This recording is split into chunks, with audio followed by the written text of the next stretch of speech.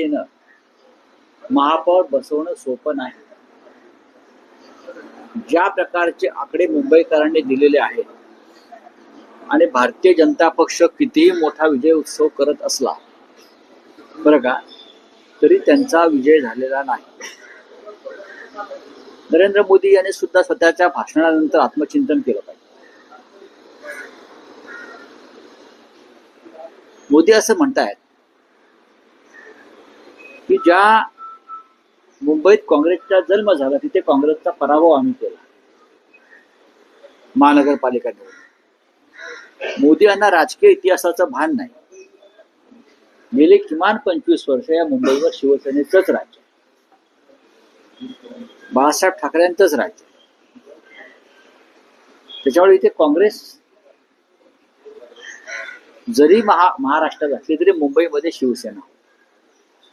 तेव्हा त्यांचे जे काही भाषण देणारे माणसं आहेत मोदींचं, त्यांचं इतिहासाचं भान फार कच्चं आहे. मुंबईत काँग्रेसचा जन्म झाला, मुंबईत काँग्रेसनं चले जावची घोषणा केली, इंग्रजांविरुद्ध लढा दिला तिकडे, तेव्हा मोदी विधी त्यांचा पक्ष कुठेच नव्हता.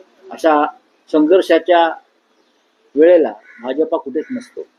रावसाहेब, महापौर पदाच्या या एकूण शर्यतीत शिवसेना उद्धव बाळासाहेब ठाकरे पक्ष आहे की विरोधी पक्षात बसण्याचं ठरवलं?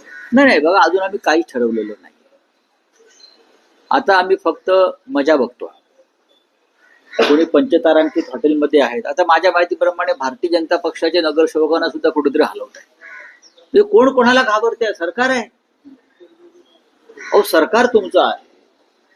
मुख्यमंत्री दावोसला बसून मुंबईकडे लक्ष ठेवतायत नगरसेवकांकडे. म्हणजे मला गंमत वाटते. तिकडे त्यांचं, मी काल असं ट्विट केलं, आपण पाहिलं असेल की प्रधानमंत्र्यांसारखं स्वागत करण्यात आलं. लोक बिक झेंडे विंडे हलवतायत, असे चांगली गोष्ट आहे. एक मराठी माणूस म्हणून जर नरेंद्र मोदी, देवेंद्र फडणवीस यांची देशाच्या पंतप्रधान पदाकडे पावलं पडत असतील मुंबई जिंकल्यामुळे, असं म्हणतात का महाराष्ट्रात जिंकल्यामुळे, तर मराठी माणूस म्हणून आम्हाला अभिमानच आहे. त्यांनी करावं, त्यांनी जावं दिल्लीत, देशाचं प्रधानमंत्रीपदी दावा ठोकावा. महानगरपालिका जिंकल्या, नगरपालिका जिंकल्या, स्वित्झर्लंडला त्यांचं प्रचंड स्वागत झालं. लोक रस्त्यावरती आले, त्यांना झेंडे दाखवत होते. असं प्रधानमंत्र्यांचं स्वागत बेसिकली असं होतं. कोणत्या मुख्यमंत्र्यांचं वगैरे मी अजूनपर्यंत असं पाहिलं नाही, पण ही नवीन प्रथा सुरू झालेली आहे. त्याच्यामुळे आमच्या आशा पल्लवित झाल्या की मराठी पंतप्रधान बहुतेक देशाला मिळतोय. रावसाहेब, आताच्या घडीची एक मोठी बातमी आहे, देवा भाऊंसोबत उद्धव ठाकरेंची चर्चा झाल्याचं सूत्रांकडनं कळतंय. नाही, या सूत्रांमध्ये आम्ही विश्वास ठेवत नाही. Bureau report HN network.